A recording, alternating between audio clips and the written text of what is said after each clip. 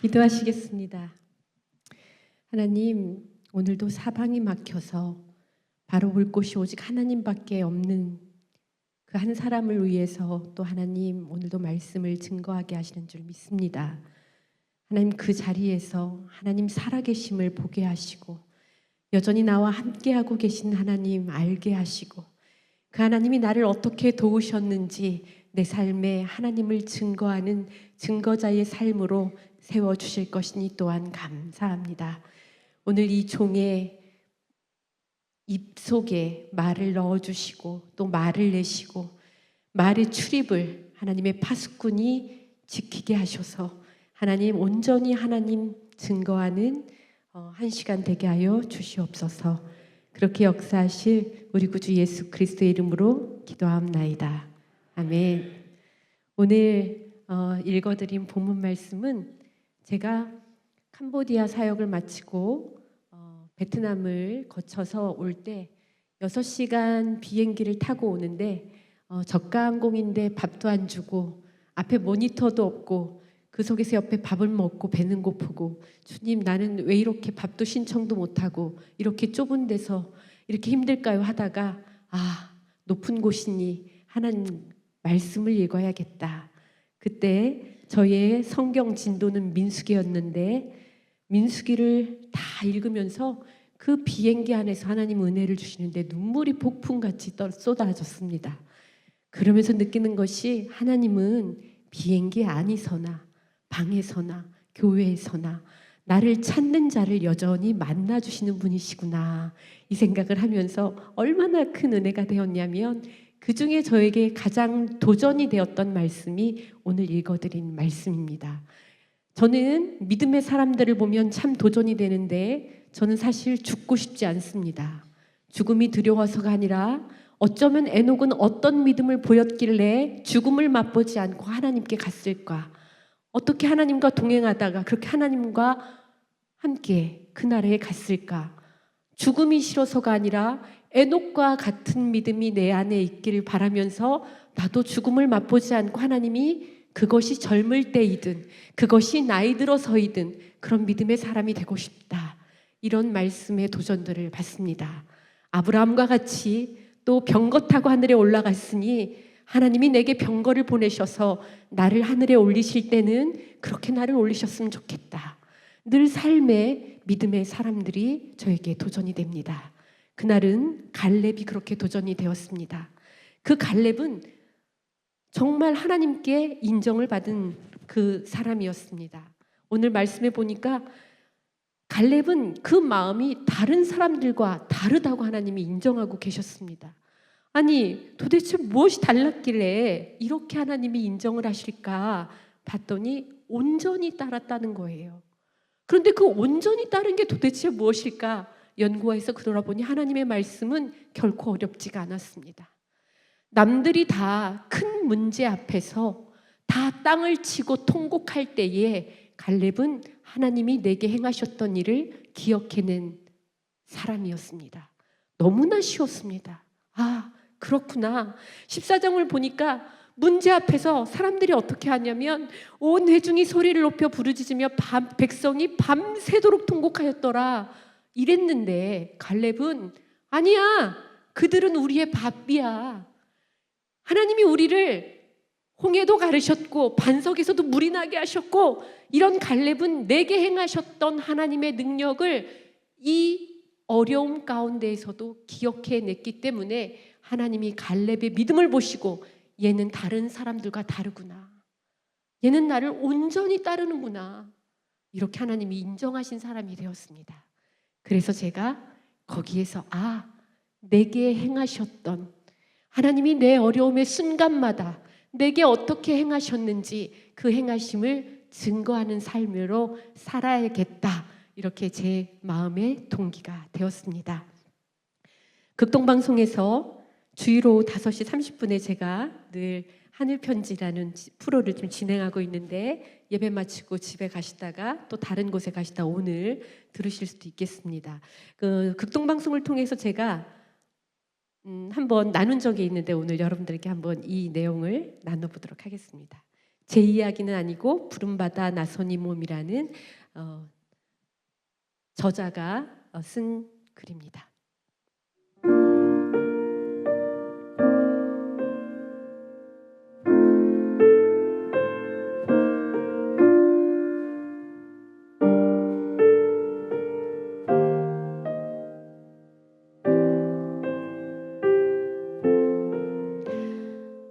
그날은 주일 오후 사역을 다 마치고 집에 돌아오니 밤 9시가 넘어 있었다. 내일 수업을 듣기 위해 학교로 올라가야 하는데 단돈 몇만 원이 없는 상황이었다. 기름값이 있어야 올라갈 텐데 아내의 얼굴을 살피니 아내도 눈 없는 눈치였다. 약국까지 타고 갈 버스비가 없어서 요즘 애들하고 운동 삼아 40분을 걸어 다닌다는 아내다. 한 주간 아이들과 버텨내려면 그녀야말로 돈이 필요할 텐데 집에 있어봐야 뾰족한 수가 없어 보여서 여보 나 갔다 올게 하고는 자는 아이들 뒤로 하고 떨어지지 않는 발걸음을 옮겨서 무작정 교회 승합차를 타고 올라가기 시작했다. 여주 휴게소에 다다랐을 때 더 가면 고속도로 한복판에 설 것만 같은 생각이 들었다. 휴게소로 들어가 환한 가로등 불빛 아래에 차를 세워놓고 뒷자리로 가서 앉는 순간 눈물이 왈칵 쏟아졌다. 밤 11시가 넘은 시간에 더 이상 갈 곳이 없었다. 기름값을 부탁할 사람도 여유도 없었다. 아내와 애들은 무슨 죄냐. 이런 생각이 사로잡혔다. 아무것도 할 수 없는 나 자신이 너무도 한심하고 비참하고 불쌍하게 느껴졌다. 하나님이 저를 부르셨으면 다닐 차비는 주셔야 될 거 아니냐고 하소연하며 한참을 울고 있는데 누군가 밖에서 창문을 똑똑똑 두드렸다. 울음을 멈추고 돌아보니 어느 중년 아주머니였다. 교회 승합차 옆면에 교회 이름이 크게 쓰여 있는 걸 보고 교육자인가 싶었나 보다. 전도사님이세요? 네. 여기서 뭐 하고 계세요? 차마 기름값이 없어서 못 가고 있다고 말할 순 없었다. 그냥 좀 피곤해서 쉬고 있습니다. 아 그래요? 그리고는 곧 사라지셨다. 나는 울음을 그치고 마음을 추스렀다. 무작정 앉아서 기도해 보려고 했지만 기도도 나오질 않았다. 그냥 하나님 도와주세요. 아버지 도와주세요. 저 너무 힘들어요. 라고 되뇌일 뿐이었다. 그때 다시 똑똑 창문을 두드리는 소리가 들렸다. 조금 전 그 아주머니였다. 문을 열라는 손짓을 하더니 창문 튼 사이로 무언가를 건네셨다. 바꿔보니 5만 원권 지폐였다. 전도사님 이거 가시다가 식사하세요. 권사님이세요? 라고 여쭤봐도 대답도 없이 그 말만 남기고 이내에 떠나가셨다. 5만 원을 받아든 나는 새벽까지 울었다. 눈물이 그치질 않았다. 하나님의 얼굴빛이 내게 비춰지는 것만 같고 하나님께서 나를 보고 계신다. 지금도 여전히 하나님이 나를 보고 계신다는 것이 믿어졌다. 정말 나는 아무것도 할 수 없다고 느껴지는 그때 하나님은 일하기 시작했다. 4만 원어치 기름을 넣고 남은 1만 원과 차에 있던 100원짜리 동전 몇 개로 고속도로 통행료, 당시 제천에서 양지까지 5,200원이었다. 그렇게 2번을 내고 한 주간 공부하고 집에 돌아가니 기름에 경고등이 들어왔다. 그때 내가 받은 5만 원은 50만 원, 500만 원, 5천만 원보다 더 큰 돈이었다. 당장 기름값이 없어서 꼼짝도 못하는데 나중에 5천만 원을 받은들 무슨 소용이겠는가. 하나님이 여전히 나를 보고 계시고 나를 위해 일하고 계신다는 그 사실 하나만으로도 충분했다. 그래서 나는 버틸 수 있었다. 또 하루를 버텼고 그 한 주를 버텨냈다. 이 간증을, 이 이야기를 듣는 여러분들에게 여러분을 도우셨던 하나님의 손길들이 지나갔을 것입니다. 저는 오늘 이 찬송을 여러분들과 함께 부르고 싶습니다.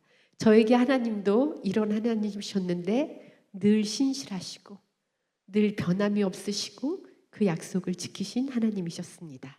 우리 한번 이 찬양 함께 부를까요?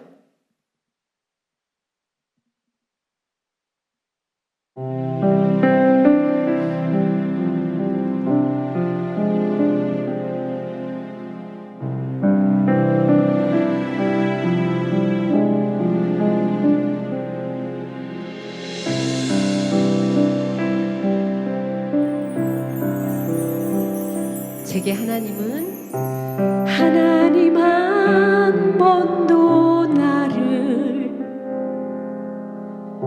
실망시킨 적 없으시고 언제나 공평과 은혜로 나를 지키셨네.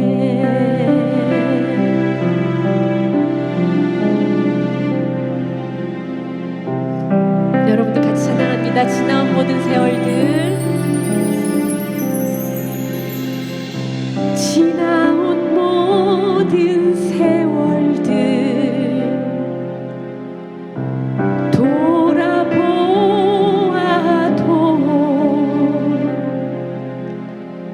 그 어느 것 하나 주의 손길 안 미친 것 전혀 없네.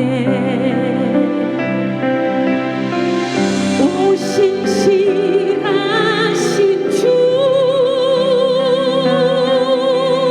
오 신실하신 주, 내 너를 떠나지도 않으리라. 내 너를 버리지도 않으리라. 약속하셨던 주님, 그 약속을 지키사 이후로도 영원토록 나를 지키시리라 확신하네.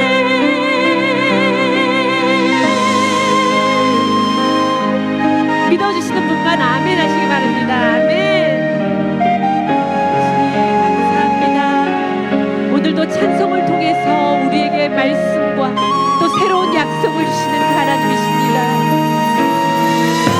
내 너를 떠나지도 않으리라. 내 너를 버리지도 않으리라. 오 신실하신 주, 오 신실하신 주,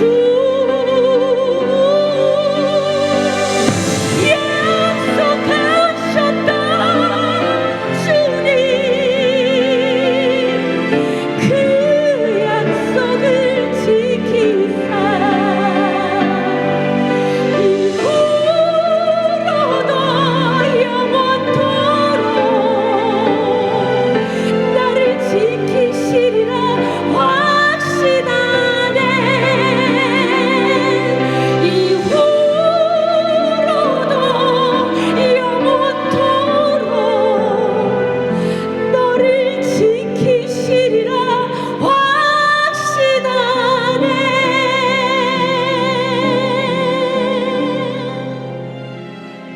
아멘. 할렐루야. 작년에 13번을 보니까 해외 사역을 갔다 왔습니다. 저희가 하는 사역은 가난한 나라에 가서 도레미파솔라시도 배울 수 없는 나라에 가서 신학대학교 학생들이나 그 동네에 찬양팀을 만들어주는 역할을 하고 있습니다. 한 2주 정도 되면 악기 밴드팀으로 찬양을 하는데 13번을 다녀왔습니다. 그런데 어느 지역을 가면 커뮤니케이션이 잘못돼가지고 교회에서 단기팀이 가면 그 선교지가 잘 사역할 수 있도록 헌금도 막 하고 오는데 저희는 가서 가르치는 사역이 저희의 달란트이기 때문에 13번을 가니까 식구들이 항공권만 뭐 카드로 결제하고 가서 가르치고 오는데 헌금을 할 수 없는 게 저희의 일입니다. 그런데 가끔 저희가 무슨 이제 한국 사람이기 때문에 뭔가를 해줄까 이렇게 바라시는 분들도 있을 때에 해주지 못하는 안타까움이 있을 때가 있습니다. 작년 그러니까 그 재작년에 포항 극동방송에서 운영위원회를 하는데 저를 와서 찬양 간증을 하라고 하셔서 찬양 간증을 했는데 끝나고 한 장로님이 저를 잠깐 보자고 하시는 거예요. 그래서 제가 9시부터 기도회가 있는데 8시 40분에 끝나서 시간이 없는데 장로님이 자꾸 보자고 하셔가지고 가서 앉았어요. 장로님 죄송한데 제가 시간이 많이 없습니다. 그러니 제가 10분만 앉아있다가 바로 길 건너니까 뛰어가겠습니다. 이렇게 이야기를 했는데 장로님께서 어렸을 때에 코미디언 흉내를 내시다가 제가 말하기가 이렇게 힘드신 것이 버릇이 돼가지고 평생 말이 이렇게 습관이 되신 분이라서 말의 진도가 잘 나가지 않았습니다. 마음은 답답해 죽겠는데 그래서 주님 저를 좀 도와주세요 속으로 기도하고 있는데 그 들려주신 말씀이 너무 귀했습니다. 장로님은 한 해 40만 원이 아니라 40억을 한꺼번에 날리셨습니다. 그 날린 이유는 그분이 홈플러스, 이마트, 뭐 하나로마트 대형 가게들에게 건어분을 납품하시는 분인데 어떻게 40억을 날렸냐? 너무 잘 되니까 경쟁사에서 와가지고 이렇게 카메라를 들이대고 있다가 뭔가 뭐 건어물이 바닥에 떨어졌다든지 옛날에 우리 한번 TV를 보면 오징어를 뭐 신라를 신고 편다든지 이런 걸 보면 우리가 오징어를 안 사 먹습니다. 그런 보도가 나간 이후에 장로님은 오징어를 잔뜩 사놨는데 오징어를 그 누구도 사 먹지 않기 때문에 돈을 다 날리신 겁니다. 돈을 다 날리니까 우울증, 공황장애가 찾아와서 밖을 나가지 못하셨습니다. 그렇게 살다가 내가 돈도 돈이지만 이렇게 살다가는 그냥 죽겠다 싶어서 어느 날 수요 예배를 갔는데 목사님이 설교하시는데 자기는 평생도 그런 경험을 한 적도 없고 그런 은사를 바라는 사람도 아닌데 목사님이 설교하시는데 갑자기 에어컨처럼 시원한 바람이 자기에게 몰려오면서 깨알같이 써진 말씀들이 자기 안으로 쑥 들어오는데 그 자리에서 공황장애와 우울증이 나았습니다. 그래서 장로님은 그때부터 눈물이 터져서 회개가 나왔습니다. 하나님, 내 안에 주님이 계셨다면 40억을 잃었어도 주님은 계셨을 텐데 40억을 잃어버리니 주님도 안 계시고 돈도 안 계시고 아무것도 없으니 우울증과 공황장애로 나는 죽을 뻔했습니다. 그런데 주님, 이렇게 못난 아들 주님 다시 한번 기회를 주시니 내 인생의 남은 때는 주님을 위해 살겠습니다. 이렇게 고백한 말씀들을 제게 들려주시는데 얼마나 귀한지 그 고백이 있은 후에 하나님은 40억을 또 하루아침에 복구시켜 주셨습니다. 그런데 어떻게 복구를 시켜주셨냐면 아무도 오징어를 사 먹지 않길래 오징어 창고를 문을 잠고 오징어를 안 풀었더니 지금 주부들 죽을 맛이죠. 오징어 한 마리 12,000원이 넘고 13,000원이 넘습니다. 그래가지고 싸게 사놓은 오징어가 10배 이상 올랐기 때문에 40억 플러스 알파가 장로님이 이렇게 다시 찾게 된 돈이었습니다. 그런 사건이 있은 후 저는 필리핀에 사역을 가게 되었습니다. 필리핀 사역을 가게 되었는데 그곳에 팔라완이라는 곳에 갔는데 필리핀은 지금은 많이 좋아져가지고 괜찮습니다. 그런데 팔라완의 오지로 들어가면 너무나 여전히 못 살아서 아침마다 제가 기도를 합니다. 하나님, 오늘도 가면 성도들에게 은혜를 주시고라고 기도를 해야 되는데 하나님, 제발 화장실 좀 안 가게 해주세요. 이렇게 기도하고 있었습니다. 화장실 가는 게 정말 예수님이 골고다 올라가실 때 이 기분은 아니었겠지만 그렇게 발걸음이 무거울 수가 없었습니다.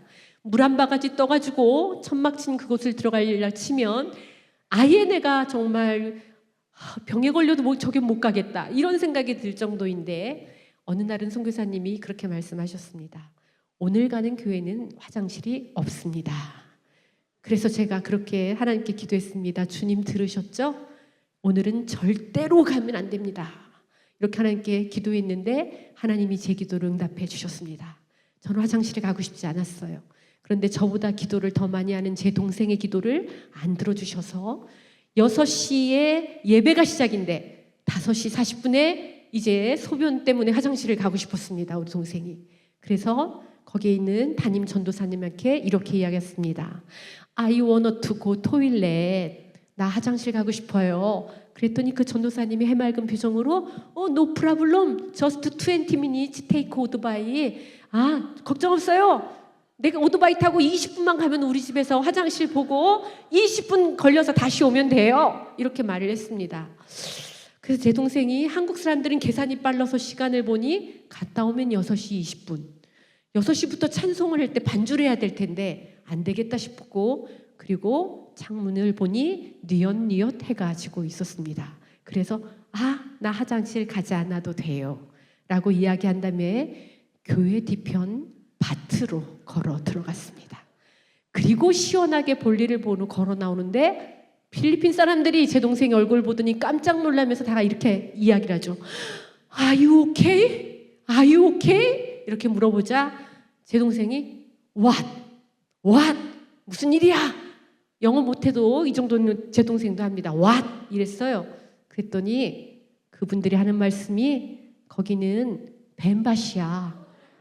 우리도 무서워서 안 가. 제 동생이 땀을 뻘뻘 흘리면서 교회에 있는 저한테서 언니 이러이러했대. 그렇게 얘기를 해주는데 예배 시간 내내 웃음이 나왔어요. 저는. 선교회에 와서 노상방류하다. 일단 코브라가 필리핀은 코브라인데 코브라가 지켜봤을 테고 노상방류하다 뱀한테 물려 죽이면 순교일까? 아니면 광고도 못할까? 이러면서 제가 너무 웃긴 거예요. 그게. 그래가지고 제가 SNS에 그 이야기를 올렸습니다. 그런데 하필이면 그 다음날 전화가 옵니다. 그 장로님이었습니다. 선교사님, 교회에 화장실이 없다니요. 이게 무슨 말입니까? 교회에 화장실 짓는데 얼마인지 물어봐 주세요. 그리고 제가 물어봤습니다. 그 다음날 답을 받고 전화를 드렸어요. 장로님, 2만 원부터 200만 원까지 있다고 합니다. 2만 원은 남녀 구분해서 커튼 한 장 쳐주면 되고요. 200만 원은 정화조파고 수도 끌어오고 타일 붙여서 세면대까지 만들고 변기 붙여놓으면 200만 원이라고 합니다.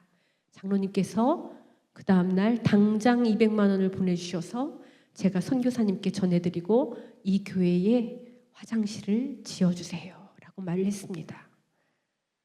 출애굽기에 보니까 애굽에서 고통받는 노역으로 심한 노역으로 고통받는 이스라엘 백성들이 여호와께 부르짖습니다. 하나님이 고통받는 저들의 소리를 들으신지라. 그리고 그들을 출애굽시킬 도울 자 모세를 보내십니다. 얼마나 하나님이 사랑이신지 그들이 화장실 달라고 얼마나 울며 하나님께 떼를 썼겠습니까? 하나님께서 모세처럼 도울 자를 보내셔서 돈도 없는 저를 보내셨지만 하나님은 돈 있는 내가 갔으면 네가 했다고 할 거지 라고 생각하실까 봐 한 달 전에 만나게 하신 자를 육체의 남은 때는 주를 위해 살겠다는 자의 고백을 들으신 주님이 얘야 너는 이 교회에 화장실을 지어줘야 돼. 이렇게 일도 맡기셔서 사진이 왔는데 얼마나 예쁜 화장실이 지어졌는지 그 교회의 선물이 되었습니다. 순종해서 갈 뿐인데 하나님은 이렇게 일을 하고 계셨습니다. 제가 처음에 읽어드린 그 최 목사님의 고백처럼 5만 원이 아니라 이렇게 13번을 항공권만 끊이고 다니는 삶에 사람들이 제일 궁금한 사실은 어디서 돈이 나세요? 라고 물어보십니다. 도대체 순회 사역자들은 교회에 보면 우리가 섬기는 선교사 이렇게 섬겨주시는 분들도 많지만 순회 사역자들은 별로 인정을 안 해서 떠돌이로 저희는 그렇게 그냥 다닐 뿐입니다. 인정해서 그냥 카드 긁고 가면 하나님이 채우시는데 어느 날은 제가 유방에 종양이 생겨서 참 힘든 날이 있었는데 어느 날은 CBS에서 기획회를 마치고 오는데 전화 한 통을 받았어요. 김정선 선교사님이세요? 네. 제가 대구에 사는 누구누구 장로인데 한번 꼭 뵙고 싶습니다. 그래서 절충해서 만난 곳이 서울역이었어요. 서울역을 가면서 제가 그렇게 생각했죠. 야, 하나님이 오늘 내 생일이라 맛있는 거 사주려나 보다. 우리 남편은 학생들을 데리고 섬마을로 사역을 갔으니 하나님이 날 저녁 사주시려나 보다.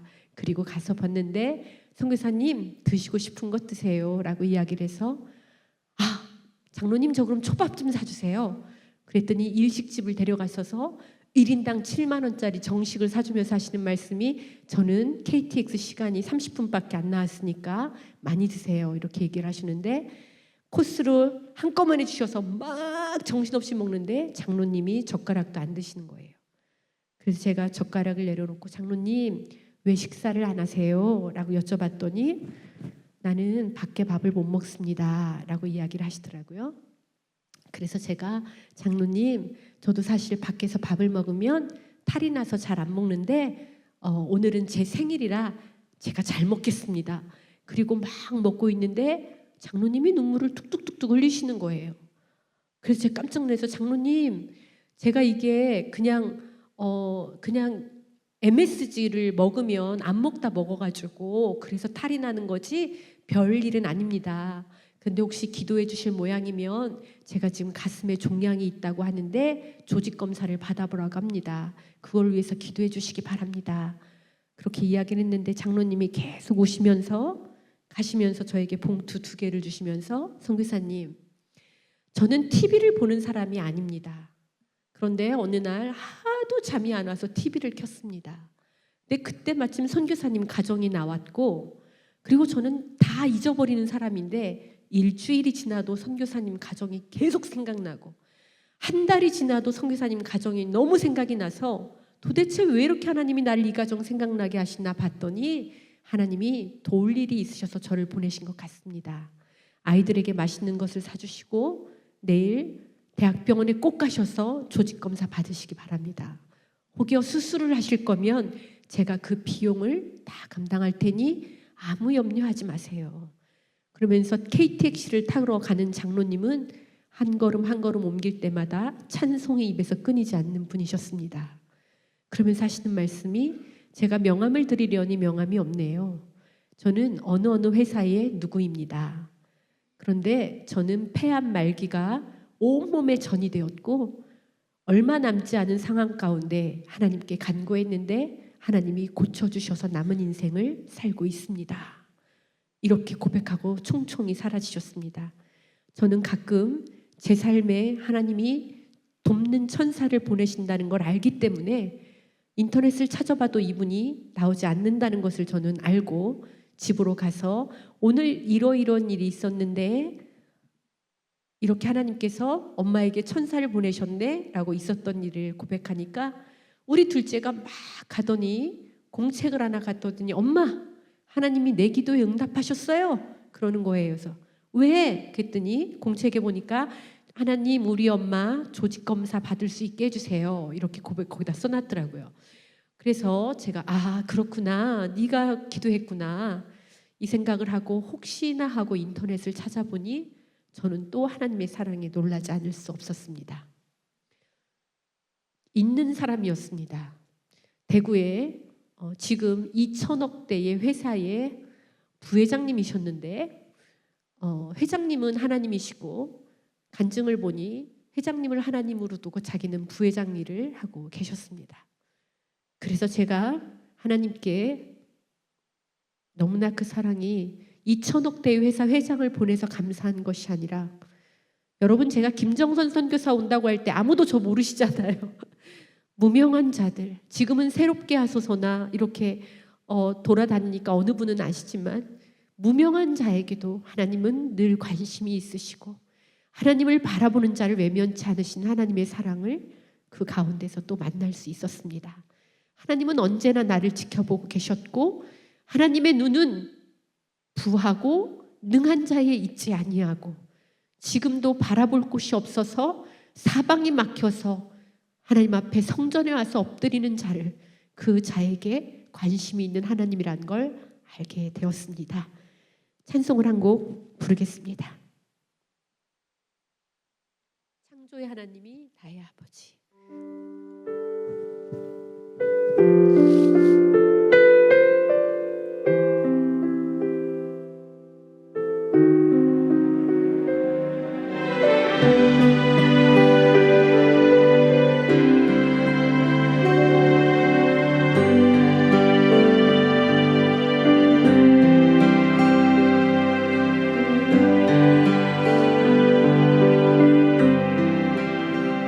언제나 강물 같은 주의 은혜로 내 영혼 새롭게 빛는 창조의 하나님이 나의 아버지.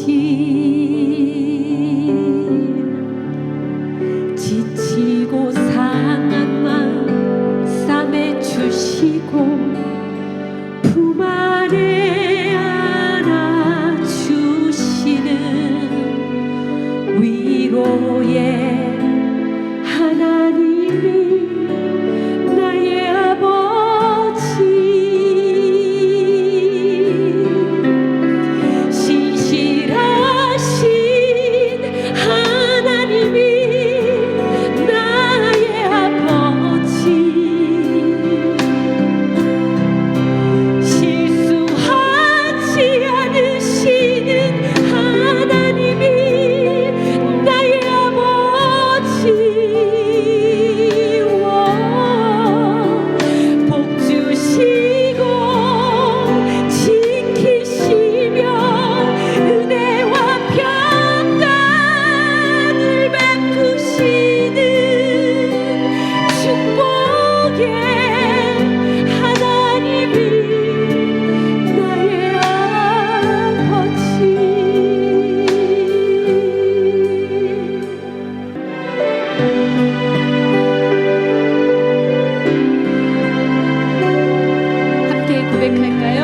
독생자 예수님을.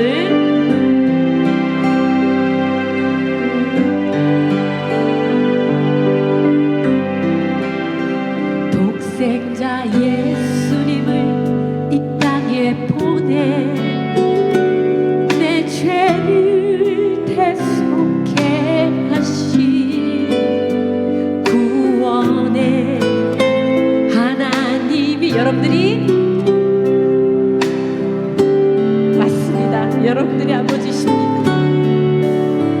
절망의 순간마다 찾아오셔서 능력의 손으로 일하신 기적의 하나님이 나의 아버지. 아멘. 같이 고백할까요? 신실하신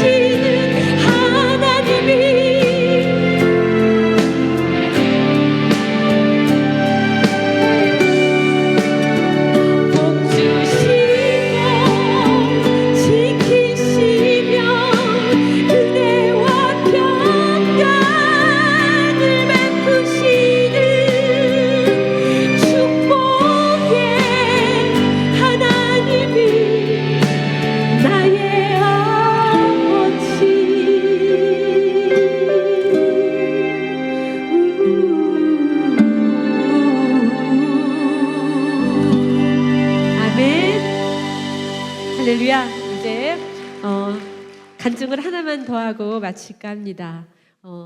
새롭게 하소서에서 간증했던 것들은 안 했습니다. 왜냐하면 언제든지 볼 수 있기 때문에 다른 이야기들로 채워갔는데, 하나님은 어떻게 일하시는 분이시냐면 이 사람도 살리시고 저 사람도 살리시고 다 살리시는 하나님이셨습니다. 어느 날 저희가 최고 많이 가는 데가 군부대 해외 사역인데, 군부대에 6주마다 한 번씩 신병교육대를 1사단, 5사단, 35사단 계속해서 군부 전국에 있는 공군, 해군 또 육군 다 다닌 것 같아요. 그래서 저는 우리 아들이 군대 안 갈 줄 알았는데 하나님 보내시더라고요. 네, 그래서 어느 날 이제 군대를 갔는데 그 군종이 저에게 이렇게 얘기를 했어요. 송사님, 큰일 났어요. 왜요? 우리는 아직도 초코파이를 신병들에게 주고 있는데 천주교는 초코파이에다가 편지지까지 준대요. 그리고 불교는 피자 빵을 준대요. 그래서 다 거길로 가요. 그렇게 얘기를 하는 거예요. 그래서 제가 막 웃었어요. 그러면서 하는 말이, 선교사님 12월 25일 날 주일날인데 25일이 주일이니까 아무도 오는 사람이 없어요. 그때 한 번만 도와주세요. 예, 그러지요. 그리고 집에 왔는데 다닐 때마다 피자빵이 저를 따라다니고 있었어요. 아니 하나님, 피자빵 때문에 구원을 받을 사람을 빼앗겨서 되겠습니까? 하나님, 저 피자빵이 뭡니까? 스케일 크게 저는 피자를 가져가겠습니다. 그러니 하나님이 돈은 주세요. 그리고 계속 맨날 골방에 가서 하나님께 피자 달라고 계속 기도했습니다. 하나님, 피자 주세요. 피자 주세요. 하나님이 제 기도를 듣고 성남에 사시는 어떤 집사님이 갑자기 전화 왔어요. 저는 그분을 잘 알지 못하는데, 선교사님, 자기가 군부대 선교를 같이 가고 싶은데 괜찮겠냐고 해서 좋습니다. 12월 25일 날 갑니다. 그랬더니 하시는 말씀이, 12월 25일 날은 교회 행사가 너무 많으니 돈만 보내면 안 될까요? 예, 더 좋습니다. 그 돈을 보내오셨는데 100만 원을 보내오신 거예요. 그래가지고 제가 돈이 없던 사람이 100만 원이 생기니까 목에 힘이 들어가가지고 문산 지역에 있는 피자집에 전화를 걸어가지고, 사장님, 제가 100만 원어치 피자를 25일 날 주문할 건데 얼마큼 깎아주시겠습니까? 이렇게 얘기를 했더니 사장님께서 웃돈을 줘도 안 해줍니다. 그리고 끊으시더라고요. 그 두 번째 집에 전화를 했어요. 그때는 또 목에 힘이 이제 점점 빠져가면서 마지막 집을 전화할 때는, 사장님, 제가 100만 원어치 피자를 살 거니까 꼭 좀 부탁드립니다. 못한대요. 그래서 물어봤죠. 왜 도대체 못하시는 거예요? 아니, 생각을 해보세요. 100만 원 피자를 내가 예약을 받아놓으면 주문 전화를 안 받는데 12월 25일 날 예약 전화 안 받으면 이 집 망했구나 하고 다른 데 전화를 안 합니다. 그래서 잘 못한다는 거예요. 그래서 제가 하나님께 계속 또 골방에 들어갑니다. 하나님, 제가 피자 안 좋아하시는 거 아시죠? 신병들은 돈도 필요하지 않습니다. 피자 빵이어야 됩니다. 하나님, 이거 해결해 주셔야겠습니다. 막 기도를 하는데 하나님이 결코 기미가 안 보이셨습니다. 주일날인데 금요일날 신림동에 있는 어느 교회에 사역을 하는데, 아파트에 있는 상가 교회였어요. 그래서 음향 세팅을 하고 저녁을 먹고 딱 들어오는데 아파트 앞에, 이야, 제 눈에 꽂히는 한 차량이 있었으니 이동식 피자 차량. 달려갔습니다. 사장님, 하루에 얼마 버세요? 10만 원쯤 법니다. 사장님, 제가 12월 25일 날 100만 원어치 피자 살게요. 저랑 같이 군부대 가시죠. 그랬더니 저를 위아래 훑어보더니 5만 원만 계약금 내세요. 이렇게 얘기해서 성사가 됐습니다. 그분이 만약에 12월 25일 날 안 오면 저는 5만 원을 날리고 또 장병들에게 성탄절 날 빈손으로 가야 하는 입장이었습니다. 그날이 다가오자 두근두근 마음은 뛰기 시작했습니다. 정문에서 내려서 딱 신분증을 내는데 웬 은혜입니까? 피자 냄새가 정문까지, 그 피자 냄새가 그렇게 아름다운 줄 저는 그날 처음 알았는데, 교회로 올라가 봤습니다. 장애인 부부가 오셔서 피자를 열심히 굽고 있었어요. 예배는 7시인데 6시부터 천주교인, 불교인, 기독교인 할 것 없이 2열 종대로 교회를 가려고 끝도 안 보이게 군인들이 서 있는 거예요. 그래서 제가 막 찬송을 하고 또 말씀을 전하고 이러면서 너무 기분이 좋아했는데, 하나님이 저에게 어떤 마음을 주시냐면, 너 생각 좀 해봐라. 12월 25일 이 추운 날 밖에서 피자 가지고 오면 장병들이 먹다 체하지 않겠니? 그 딱딱하게 굳어진 피자 아니니? 하나님은 일하시는 방법이 저랑 다르셨습니다.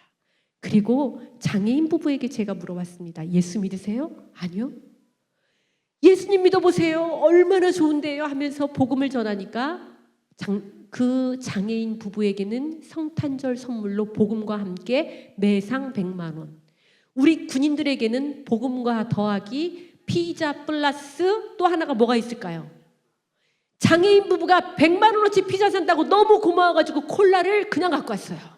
그래가지고 우리 군인들이 완전 잔치가 벌어졌어요. 그걸 보면서 하나님은 헌금하는 자도 살리시고 군인들도 살리시고 장애인 부부에게도 크리스마스 선물을 주시고 하나님은 계속 이러신데 나는 하나님이 일하시지 않은 줄 알고 골방에서 하나님 나 피자 안 좋아해요 울고 있었구나. 이 생각을 보면서 하나님의 일하시는 방법들을 보게 되었습니다. 여전히 하나님은 제가 그렇게 5사단 신병교육대는 10년이 넘도록 다녔는데 이번에 제가 북미 사역을 갔다가 신문을 보고 한 분이 연락을 주셨어요. 뉴욕에서 가장 핫한 교회 중에 2군데 중에 한 교회인데 뉴욕은 정말 소돔과 고모라처럼 여러분 가면 상상 초월하게 목사님이 싸우고 성도와 목사님이 싸우고 성도와 성도가 싸우고 성도와 일반인이 싸우고 다 싸우고 있어요. 그 와중에 정말 목회를 잘하는 2 한인교회 중 한 곳에서 연락이 왔어요. 만나자고. 그래서 아니 이분이 왜 다 만나고 싶어 해도 다 연락도 안 되는 분이 나를 만나자고 하지? 신기해서 봤더니 그분하고 연락이 됐는데 선교사님 기억하십니까? 5사단 신병교육대 군목으로 있던 누구누구입니다. 그러면서 뉴욕에서 저에게 식사 대접을 하십니다. 그러면서 자녀들을 물어보시면서 우리 아들은 지금 이렇게 하고 있습니다. 둘째는 신학을 전공하고 이렇게 하고 있습니다. 그랬더니 선교사님 둘째 아들 4학년 2학기 이번에 마치시죠? 아드님 이곳으로 보내십시오. 제가 잘 양육하겠습니다. 전도사로 보내십시오. 이렇게 이 말씀을 하시더라고요. 하나님은 하나님의 계획과 하나님의 일하심은 여러분 단기간이 아니라 우리 아들이 거기를 가고 안 가고가 아니라 하나님의 일하심은 하나하나 이끄시고 언제나 보이지 않던 양을 치던 다윗을 보셨던 하나님이 여전히 나를 보고 계십니다. 사람의 눈과 달라서 내가 가진 것이 없어도 내가 어떤 위치에 있지 않아도 하나님은 아무 상관이 없습니다. 네가 나를 그 자리에서 바라보느냐? 오늘 또 말씀하고 계십니다. 그런데 이번에 제가 뉴욕을 갔다 오면서 무슨 생각을 했냐면 하나님 저는 60%만 살아도 잘 사는 크리스찬이라고 생각했는데 아니에요 하나님. 지금 이렇게 소돔과 고모라 같은 이성에서 정말 성령의 충만한 한 사람을 만나게 되었는데 그는 외치고 있었어요. 하나님의 복음을. 제가 감동받아서 하나님 저 100% 크리스찬 되게 해주세요. 저도 가짜 인생이었습니다. 저도 이제는 60% 70%에서 끝이지 않고 100% 크리스찬 진짜 크리스찬이 되어서 주님 오실 그날에 저 부끄럽지 않게 해주세요. 하나님 오른뺨을 맞거든 네 왼뺨도 돌려달라 하셨는데 저 뺨 맞으면요 주님 어떻게 갚을까 속에서 분이 나올려나요. 속을 벗어서 달라면 겉옷까지 주라 하셨는데 속옷 달라고 하면 혹시 내가 안 입는 옷 있나 찾아봐요 하나님. 주님 저는 왜 주님의 말씀과 이렇게 멀어지며 살고 있을까요? 우리 주님은 그렇게 살지 말라 하셨는데 주님 저 이제 주님의 말씀대로 살고 싶어요. 주님께 제가 이렇게 고백하며 나아가게 되었습니다. 오늘 여러분에게 민수기 14장의 말씀을 전해드렸습니다. 문제 앞에 서면 이스라엘 백성처럼 하나님의 약속은 다 간데없고 밤새도록 통곡하면서 울부짖는 우리는 아닙니까? 하나님은 이 말씀을 통해서 우리에게 언제나 약속하고 계십니다. 내가 너와 함께하고 있어. 그 어느 순간에도 이 말씀이 여러분들 안에서 흔들리지 않아서 또한 마태복음 5, 6, 7장 날마다 묵상하시면서 주님이 무엇을 원하시는지 코드를 맞추면서 마음이 청결해야 뵐 수 있는 하나님 우리 모두 뵙기를 소망합니다. 기도하겠습니다.